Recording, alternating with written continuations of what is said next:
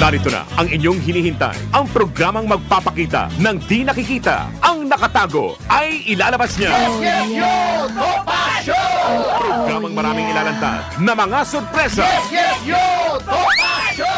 At ngayon, narito na po sila. Ang mga kwento niyang ating mapapakinggan. Si Mr. Yes, Yes, Yo, Attorney Ferdy Topacio. Yes, yo! Topacio!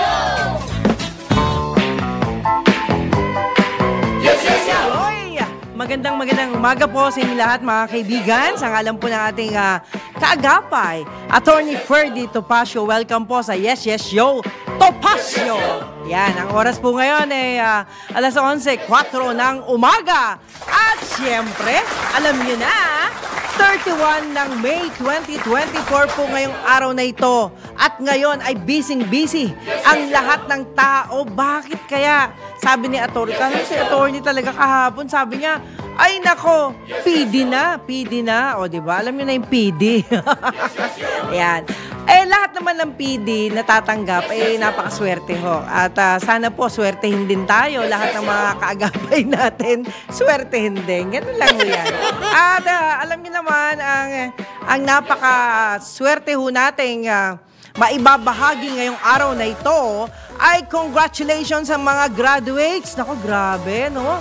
Talaga naman, pag merong graduation sa lugar namin, walang tulugan. Biruin nyo, ang graduation nila alas 7 ng umaga, pero alas 2 pa lang, nandun na, nakaano na sila, nakabalandra na sa gate namin. Ay, ito yung pinakamasakit na parte sa buhay ko. Hindi ko maintindihan. Lahat na lang ng okasyon ay talagang abala ang ibinibigay sa akin. Pero ano magagawa natin dahil malapit po tayo sa tapat ng covered court na kung saan ay doon na ipagawa sa amin. Yan ang problema kung talaga. But then kung ako naman ay gising at nakita ko yung mga sitwasyong ganon, ay naaalalayan ko sila. Ay, bawal ho dyan pumarking. Wag ho kayo dyan. Bawal ho dyan. Manong, wag ho kayo maingay. May natutulog pa ho. Maawa ho kayo kung ganun. Araw-araw yun ang dialogue ko. Nako, Manong, please lang. Abusina, wag niyo pong lakasan. Pero hinaan yan. Or ganun. Mantakin nyo. Pero ngayon, dahil nga payday, masaya sila. Nakakatawa nga, saya nyo. Ang saya-saya nyo. But then, ganun talaga ang buhay. Alam niyo mga kaibigan, lagi niyo tatandaan kapag nakakatanggap kayo ng sweldo, be honest to your wife. Huwag kayong makakalimot na magtapat sa kanila. Baka madukutan kayo, hindi nyo alam. Yan. Ganyan ho kasi nangyayari ngayon. At yung mga away mag-asawa, naku, hindi ko po papilyan mga kaibigan. Yung mga nagte-text sa akin, mga nagme-message sa akin, huwag nyo naman ako i-text ng kung ano-ano na hindi ko alam. Kasi hindi ko na maayos ang problemang mag-asawa, lalo na hindi naman po kayo nagsasabi ng totoo, di ba? Ang mag-asawa, lagi niyong tatandaan, dapat kayo po ay humarap sa dambana. Yan. Yan ang tunay na mag-asawa. Pero sasabihin niyo mag-asawa kayo, tapos di naman kayo humarap sa dambana. That's no. Pwede mag-boyfriend, yan. Pwede ho yan. Mag-girlfriend po kami, o magkasama kami, yan. Pero yung mga ganong words na mag-asawa, that's big different. Pangalawa, kung kayo po ay nakagraduate, yan. Kung kayo po ay nakagraduate, be good, no? Kung ano po yung mga natapos ninyo, naku, pagbutihan nyo pa po dahil dito po nakasalalay ang inyong kinabukasan. Lagi nyo pong tatandaan na pag kayo po ay nakapag-aral at nakatapos, sabi nga nakatapos ng elementarya, nakatapos ng high school, nakatapos ng college, at hindi lang po yan. Meron pa silang mga masters na tinatawag. Talagang master na talaga. Mastermind. Nagiging mastermind na sila ng kung ano-ano. But then, alam nyo, lagi nyong pag-iisipan na pag nakagraduate kayo, be thankful doon sa mga nagpaaral sa inyo. Aba, karaniwan na nakikita ko ngayon, Diyos ko, nakalimutan na magpasalamat. Hindi pa pinaalam na graduate na siya. Hindi man lang niya binigyang halaga yung mga taong gumasto sa kanya. Yun ho yung maling-maling problem. Alam nyo, ito ho yung mga, hindi ho dapat natin, laging sinosolo ang nangyayaring magaganda sa buhay ninyo. Dapat sa umpisa pa lang, ipagpasalamat natin sa Panginoon, ipagpasalamat po natin doon sa mga nagpatira sa atin, di ba? Kita nyo, iba dyan, nakikitira lang sa bahay ng kanilang kamag-anak, nakikitira sa tahanan ng kanilang kapatid, di ba? Lagi niyong isipin po yan kasi yan po ay special gastos na rin para sa kanila. At kung kayo po ay nandoon, natural, lalo na kung ang tinitirahan ninyo ay mas matanda sa inyo. Yan po ay karaniwang nangyayari talaga yan. Ipagpasalamat po natin yan dahil kung wala po sila diyan sa inyong pagkakataon na nangangailangan kayo ng matitirahan. Aba, yung iba nagagalit pa pag hinihingian ng share. O, di ba? Kasi yung palang tinitirahan minsan na isa na nating kilalang tao, nakikitira sa kanya, siya po'y umuupa rin. Yan. Umuupa. Siyempre, kahit na magkapatid kayo, o kaya naman nanay mo yung nando doon, o kaya naman ikaw naman ay anak mo yung nangungupahan. Kung ikaw naman may hanap buhay o may konting kinikita, i-share mo ang blessing. I-share mo in the sense na yan po ay bahagi ng inyong pang-araw-araw na gastusin. Yan. At hindi lang po yan, naku po, eto na, katapusan na. Marami ng sumweldo dyan. Diyos ko naman, magbayad naman kayo ng mga pinagkakautangan ninyo. Abay, mahiya naman ho kayo, yung 6 months na upa, hindi kayo nakakabayad. Ano ho yun, di ba? Unless yung pong tinitirahan ho ninyo ay isang bahay ampunan, pwede ho yun. Yan po, hindi ho nyo obligasyon na bilangin yung inyong mga pagtira ng walang obligasyon. Marami hong ganyan. Nako, nakaka-relate po ba kayo? Yung mga tao dyan na 6 months na nakatira. Walang bayad-bayad, ang daming dahilan, ang daming mga sad moment. Ganun talaga ang buhay. But then mga kaibigan, itong mga obligasyon na to, natural na to sa buhay natin. Lagi ho sa araw-araw na ginawa ng Diyos, lagi nating iisipin, sino yung mga taong naging bahagi ng ating career yan. Kaya po ako, maswerte po ako dahil yung aking mga kamag-anak ay nasa akin, di ba? Sila po'y nakatira sa akin, pero hindi natin sila inuobliga. Pero syempre, malaking bagay din kung makakatulong ka, di ba? Ganun dapat. Yung ating mga friendship na minsan ay dumarating, di ba? Dumarating bigla-bigla. Bigla-bigla. Bakit? Siyempre, may kailangan. Minsan kasi ganun may kaibigan na darating lang dahil may kailangan. Di ba? May mga ganon. At kung kayo naman po, dapat iisipin nyo na yan dahil sa pagpasok ng buwan ng Hunyo, bagong buwan, yan po ay June 1, di ba? Bukas. Dapat po maganda ang umpisa ng araw ninyo. Kaya nga po ako nangangarag ako sa dami na kausap ko dahil importante na umpisahan natin ang magandang araw sa magandang buwan at lagi nating isipin may maganda kang pangarap, magandang nais sa buhay mo. Naku, lalo na kayo mga graduates, yung mga problema ng inyong mga magulang, alam ko, kayo po ay nakakakita ng mga ganyang sitwasyon. Pero dapat, anuman ho ang mali nila, huwag nyo nang ungkatin pa. Yan. Anuman ang nakaraan nila, huwag nyo nang awayin pa. Yan. Dahil mali po yun. Kung kayo po ay isang mabuting anak, ang hanapin po ninyo ay huwag kayong gagaya sa kanila. Yan. Kung sakali merong mga ganon na, halimbawa, ayaw ninyo yung ginagawa ni nanay, ayaw ninyo yung ginagawa ni tatay. Yan. Sabi nga po kasama yan sa mga toxic people yung mga ganon na yung ugali ng nanay mo ayaw mo o ugali ng tatay mo ayaw mo. Toxic po yan. Kaya iwasan. Kumbaga sa mga listahan, sino ba yung mga okay at di okay? Pagka minsan, yung toxic na sinasabi natin, hindi natin maiiwasan dahil lalo na kung madikit, di ba masyadong madikit sa'yo, hindi natin maiiwasan yun. Dahil yung mga yun, wala tayong magagawa doon kasi nandiyan at nandiyan. May tao namang ganun, pero nagbabago din yan. Alam nyo, sa isang mga pagkakataon, makikita nyo, lalo na kayong mga graduate, makikita ninyo yung pagbabago ng inyong nanay o yung inyong tatay o yung inyong ate na mas nakakatanda o kuya na mas nakakatanda sa inyo habang tumatanda sila. Nakakakita kayo ng pagbabago. Makakakita kayo ng mga hindi nyo nakikita dati. Yan, di ba? makakakita kayo ng mga bagay-bagay na sabi nga po ng mga mahal na mga eksperto, sana po ay magkaroon tayo ng pagkakataon na yung mga nakikita natin sa kanila ay dapat nating wag ibaliwala, no? Yung mga bagay na ayaw natin, wag nating baliwalain. Kasi minsan ang ugali ng isang tao nanggagaling din yan sa panahon. Hindi nyo ba napansin nung nakaraan, masyadong mainit? Hindi lang po yung panahon ng mainit, pati mga ulo ng tao, kahit sino, halos lahat masungit, di ba? Mainit ang panahon, maraming mga iniisip, maraming pagod, stressful, di ba? At yan po ay isang bagay din na nakakasama ng ugali ng tao.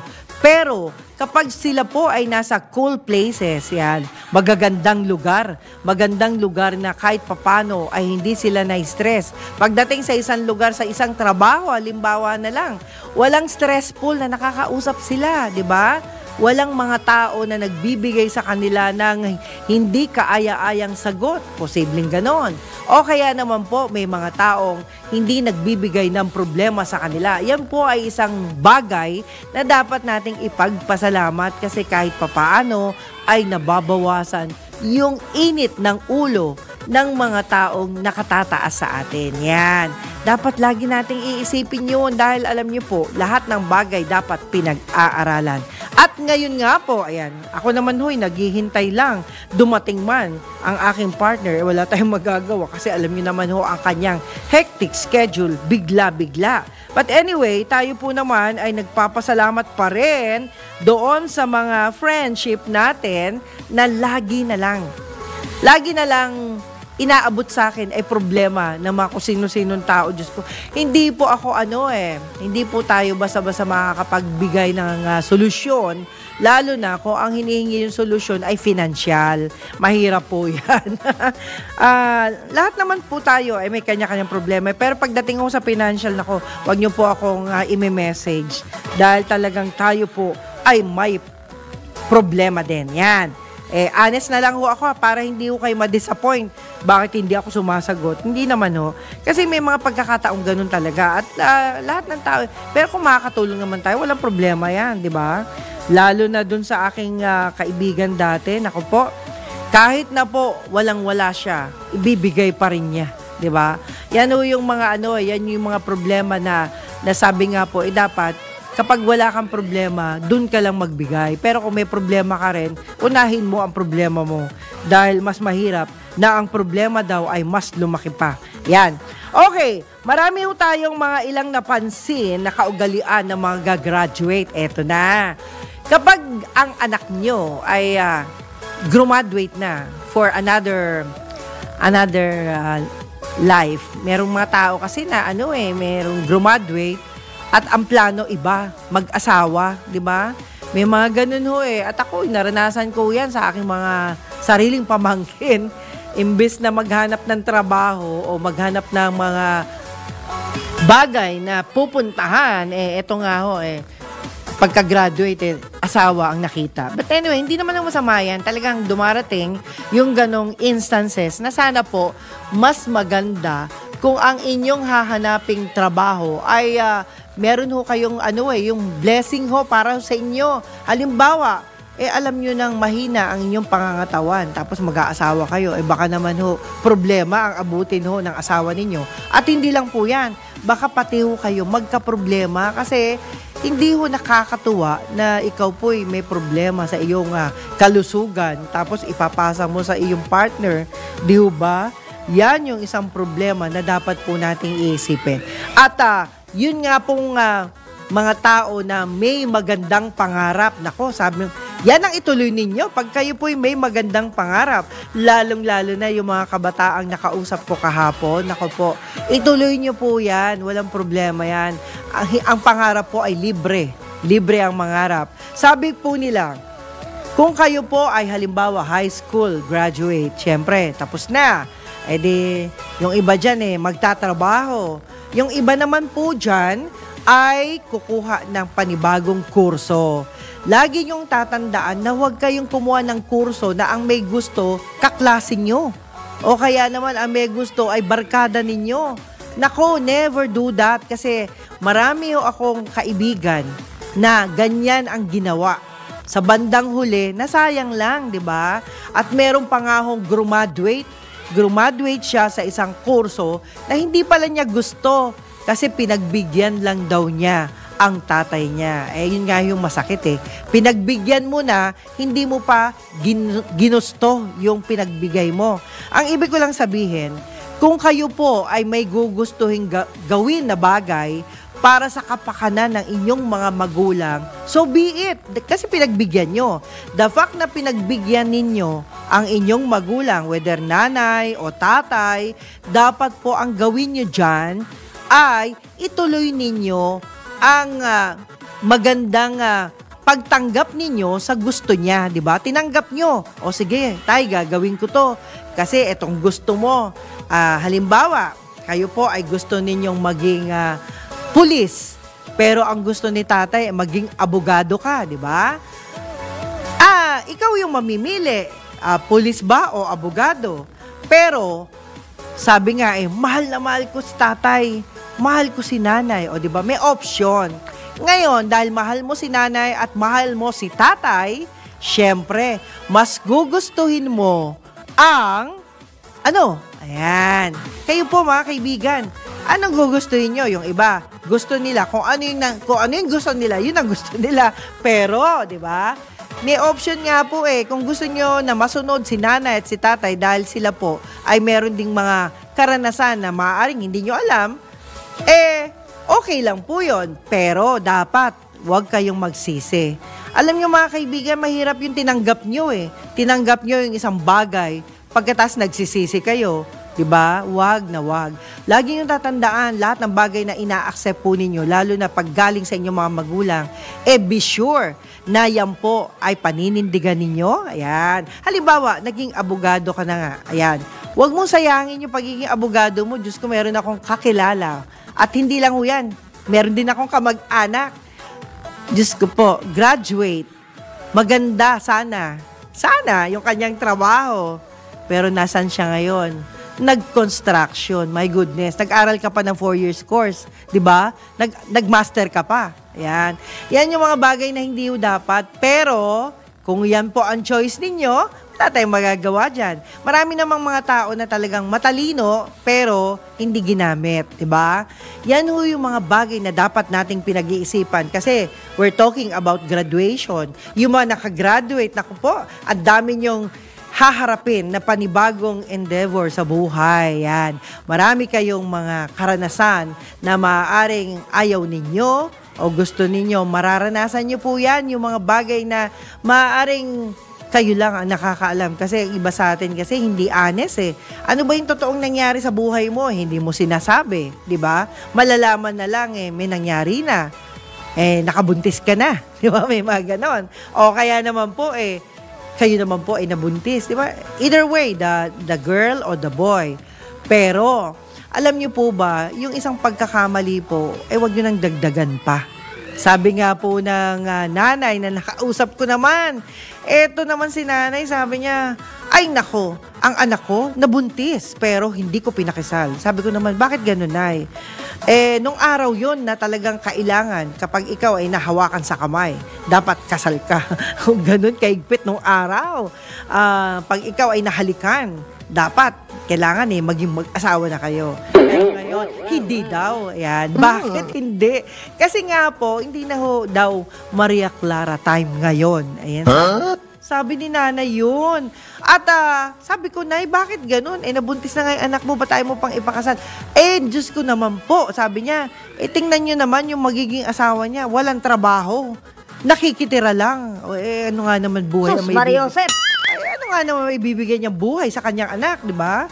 Sabing ganun daw niya dun sa lalaki. Kung talagang gusto mo ang anak ko, yan. O, di ba? Kung talagang gusto mo, maghanap ka muna ng trabaho. Ayusin mo muna ang buhay mo, yan.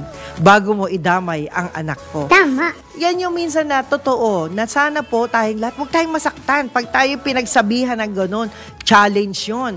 Ang mga bagay na ibinibigay sa atin ng mga eksperto, mga nakakatanda, eksperto yan. Lagi yung tatandaan. Kahit kayo po ay naging summa cum laude, o cum laude. Minsan magaling lang sa school, pero sa totoo lang yung palang kanyang school, magaling siya dahil yung mga nag-aaral doon, siya galing siya ng private school, lumipat siya sa public school. At syempre, malaking difference noon. Kaya tiyak magiging cum laude ka. Kaya huwag kayong umasa na kayo po ay napakagaling na dahil cum laude kayo. At summa cum laude. Kita nyo ang nanay at tatay ninyo. Iba dyan, ayan, mahirap po kasi sumama sa mga hindi kaaya-ayang mga tao. Diba? Yun yung mga minsan, akala natin pag nagkaroon tayo ng magandang titulo, yun na yung maganda, wag. Lagi niyo isipin po yan.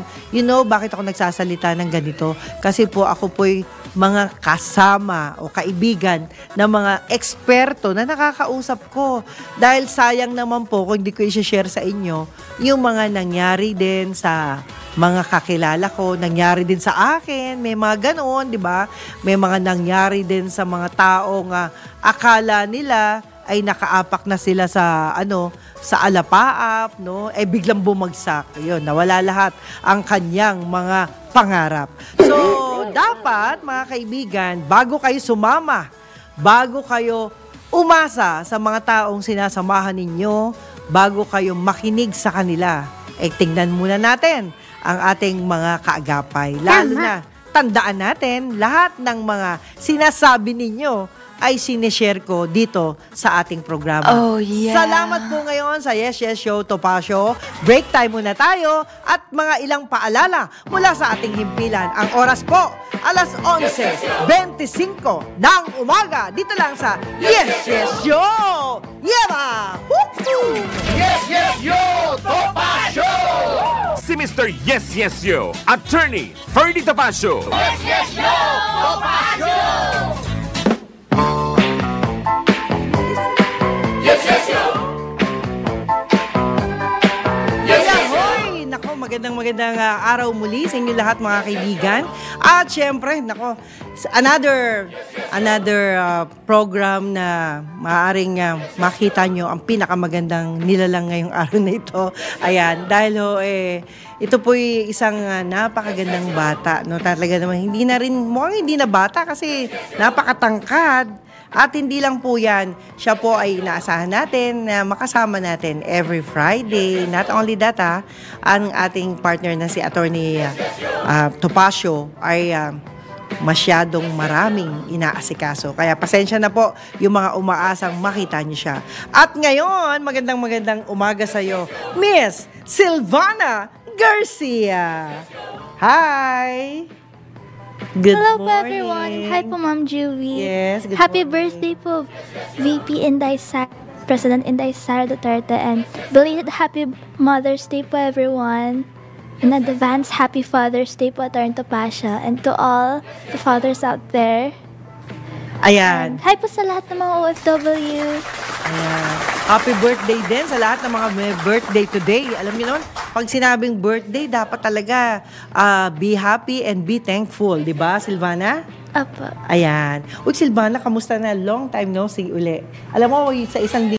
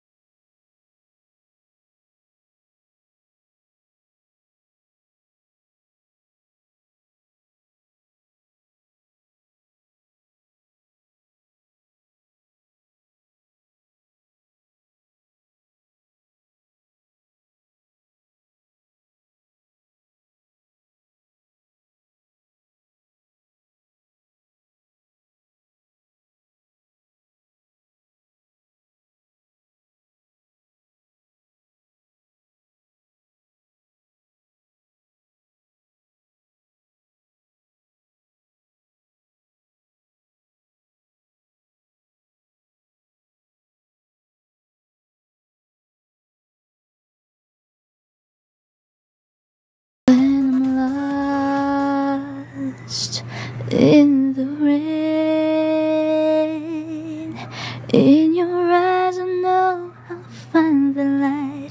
to light my way when I'm scared, losing ground. When my world is going crazy, you can turn it all around, yes. And when I'm down, you're there, pushing me to the top. You're always there, giving me all you've got. For a shield from the storm, for a friend, for a love to keep me safe and warm. I turn to you for the strength to be strong, for the will to carry on, for everything you do, for everything that's true. I turn to you, yes. When I lose the will to win, I just reach for you and I can reach the sky again. I can do anything, 'cause your love is so amazing, 'cause your love inspires me. And when I need a friend, you're always on my side, giving me faith, taking me through the night. For a shield from the storm, for a friend, for a love to keep me safe and warm. I turn to you for the strength to be strong, for the will to carry on, for everything you do, for everything that's true. I turn to you, yeah.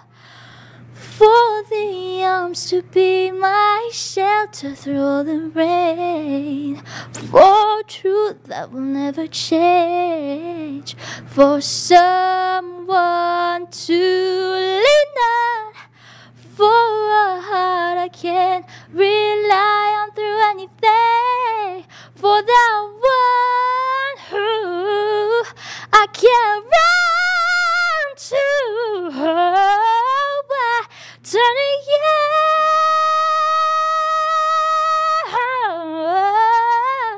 to keep me safe and warm, yeah, yeah. I turn to you for the strength, yeah, for the will to carry on, for everything that's true. I turn to you. Yahoy! Yan! Yan si Silvana Garcia. Kaya kita nyo kahit acapella, talagang feel na feel yung pagkanta. Alam mo, wish ko lang, Silvana, makakanta ka ng original din na malagyan ng tugtog, no? Sana, no? Magkaroon tayo niyan. Kasi nakakalungkot pag walang music talaga eh. Ako, hindi ako sanay kumanta ng walang music. Pero alam mo, Silvana, maganda ang maganda ang boses. At sana mas ka pa, no? Mag-explore lalong-lalo na kung yung original. Marunong ka ba mag-compose ng kanta? Hindi pa po. Ay, hindi. Meron akong kantang ipapakanta sa'yo. Kaya lang wala pang tugtog. Yun, lang siya, lyrics lang siya, pero may tono na. Yan ang gusto. At meron tayong naging kaibigan nga dyan sa Quezon City, sa Oscar, kung saan siya, si Brian Medina. Si Brian Medina, i-guess din natin yun dito. Pero siya, composer siya. Magaling. Wow. Magaling yun. Baka makahingi tayo ng kanta doon para sa'yo. Yan, di ba? And not only that, sabi nga niya, in the future, bibisita siya dito. Kasi rap singer siya eh. Marami siyang mga alam na kanta. And in fact, nagsha-show din sila sa mga ibang event, no? Sa mga mall.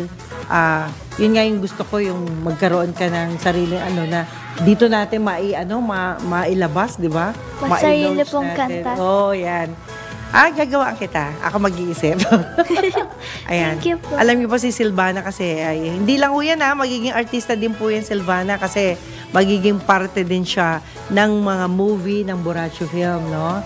Actually, nag-umpisa ka na bang mag-training? Opo, last year po na trumpets workshop po ako. Okay. Saka po sa Viva po, basic acting. Ayan. Madali lang yan. Kayang-kaya mo yan. Lalo na ang tingin ko naman sa'yo, nasa dugo mo ang pag-aartista. Kaya yung mami mo ayaw sumali, no? Yung mami mo ayaw sumali, mahiyain si mami. But anyway, mga kaibigan, alam nyo, sabi nga po dito sa Galatia, 6:7 hanggang 10, huwag ninyong linlangin ang inyong sarili. Ang Diyos ay hindi madadaya ni numan. Kung ano ang itinanim ng tao, yun din ang kanyang aanihin. Kung ang ninanasa ng laman ang sinusunod ng isang tao, kamatayan ang kanyang aanihin. Pero kung banalang espiritu ang sinusunod ng isang tao, natatanggap niya mula sa espiritu ang buhay na walang hanggan. Kaya huwag tayong magsasawa sa paggawa ng mabuti dahil sa tamang panahon matatanggap natin ang ating gantimpala kung hindi tayo susuko. At syempre, kaya nga sa tuwing may pagkakataon, gumawa tayo ng kabutihan sa lahat ng tao, lalo na sa mga kapatid natin sa pananampalataya. Yan. Isang paalala ho yan, mga kaibigan, sa lahat ng mga graduate. Nako, kayo, graduate na kayo sa another endeavor. Kaya ang gawin nyo, yung susunod na mga ninyo, gawain, ay gawin na ninyo. Okay, time check muna tayo, mga kaibigan. Ang oras, alas 11:45 ng umaga. Babalik po ang Yes Yes Show matapos ang ilang paalala. Yes, yes, yo! Topa Show! Yes, yes, yo! Yes Yes Show! Yes! Ang alam pa rin ni Attorney Ferdy Topacio ay narito pa rin si Silvana para po magbigay ng parting words para sa inyong lahat. Hello po everyone! To all of you trying, fighting, never give up, and always love your parents and the people who loves you. Advance Happy Father's Day po President BBM, President Bongbong Marcos, and God bless po everyone. Keep the faith and keep praying. Ayan. And other message? And maraming salamat po sa mga nanonood ng Yes Yes Yo Topacio. Ayan. Thank you so much, Bana. And of course, God bless you always. Keep safe always. Yan. Importante yung beauty na yan ay maingatan lalo. Thank you po, Ma'am Julie. So, mga kaibigan, yan po si Miss Silvana Garcia. Maraming salamat sa iyo, Bana. Okay, so pagbati ang pinapaabuto natin sa ating mga friendship. Nako, salamat po Thank you so much for having us here, of course. Not only that, para sa inyo, of course, Captain Rolando Dorada Durana, hello po. Ayan. Salamat po sa libro ninyo, ang Trim and Stability, na alam ko namang available sa lahat ng mga bookstore nationwide. And not only that, hello din po kay Sir Rafi Serrano Jr., Shane Pe, thank you. Of course, kay, kay Sir Juni, salamat po sa inyo, Sir Juni. Kay Sir Dennis Garcia Arce. Ano kaya to ni Parang kamag-anak, pareho kayo ng apelyido sa ina. Yan. Okay, si Sir Dennis Arce and family, hello po sa inyo. Doc Melvin, hello po. Raul Lusong, hi Sir Raul, boss, salamat po. At not only that, to Aris, salamat po sa inyo. Thank you so much. Yan. And not only that, kay Charlie Mendoza. Oy, salamat. Thank you for your message. Yan, salamat din kay John Langdin, kay Marlon Abanto, Ces Oredina, ang dating reyna ng MMDA. Di ba? At hindi lang po yan, hello din kay Dave Fajardo, hi kay Jubert Estrella, hi Sir Jubert. And not only that, ayan, Sir Alan Bordeos, ang kasado, pamilya. Yan, salamat po sa inyo. Salamat din kay Mabs Salonga, thank you. Hello din kay Reggie Holiero, Catherine Alamon. Thank you so much Catherine, I'll see you there. Pupuntahan kita dyan. Catherine Alamon and family. Of course, kay Uncle Robert Zafra, thank you. Kay Christopher Cruz, thank you so much. Marlon De Guzman Balimento, naku, happy birthday sa iyong anak. Yan, si Pretty Marian, yan bukas. Nako, uuwi ako bukas. Pretty Marian Valimento, happy 7th birthday. Yan. Happy birthday to you. Happy birthday to you. Happy birthday, happy birthday. Happy birthday to you. I love you. Ay, salamat po. Ayan, si Pretty Marian. Yan, 7th for your 7th year birthday. Kita 7 years old ka na pala. Parang kailan lang. Kalalabas mo lang sa sinapupunan ng mami mo. Ayan ka na, 7 ka na kagad. Ang bilis ng panahon. And not only that, sa lahat ng mga may birthday ngayon, sa inyo pong lahat mga kaibigan, happy birthday. At of course, kay, sabi nga po, hello din kay Miss Maruha de Ase, salamat po. Ang Margo Management Consultancy Services. Naku, lahat ng mga problema ninyo, pwede nyo ibigay sa kanya at may solution dyan. Kahit financial problem, sagot niya. Ayan, ito yung mga sagot na kailangan natin eh. Aha, hello din kay Clark. Nako, guys, no, maraming salamat dun sa mga nag-a-add sa akin. Pasensya na po, talagang hindi ko na kayo ma-accept dahil talagang, nasa hangganan na tayo ng ating Facebook account. Pero pwede nyo po akong i-add sa Instagram and sa Telegram, pwede po, yan. Pasensya na po dun sa iba ha, guys. At alam kong marami kayong concern. Hello din kay Katirso Peralta. Salamat po, Katirso. Salamat sa mga messages. Of course, kay Boy Arsenio Evangelista. Kay Tita, ayan, Tita Lolit. Ayan, Tita Lolit, 99 years old na. Yan, sana abutin natin yung mga ganyang edad. Guys, alam nyo, let your food be your medicine. Ano ba yung mga pagkain na dapat nating kainin? Sabi ng isang ekspertong kausap ko, sabi ho niya, never na tayong kumain ng mga karne. Yan, lalong-lalo na ang baboy. O, diba? Baboy nga kasi, kaya wag nyo kainin. Yan ang sinasabi ho nila. Dahil yan daw ay magbibigay sa atin ng iba yung problem. Naku, ingat-ingat lang po tayo. But anyway, may mga taong malalakas ang resistensya. Yung mga gano'n namang tao, wag na nating pigilan kasi kung malakas naman ang resistensya nila, pabayaan na po natin. Baka magalit sila sa atin kasi unang-una, mabenta ang baboy, lalong-lalo na kapag birthday. Lagi siyang nakadapa sa ibabaw ng mesa, di ba? Hindi natin pwedeng pigilan yung mga gustong kumain yan. Okay lang yan. Basta, sabi ko nga, kung kayo'y gaya ko na merong inaasahan pa, no? Dapat mag-ingat-ingat tayo dahil mahirap na kapag tayo'y naunahan ng sakit. Yan. Hello din kay Tiger Ben Latayan. Ayan. Sir Ben, hi! Hello po. Sir Jigs Magpantay, National President ng CCW.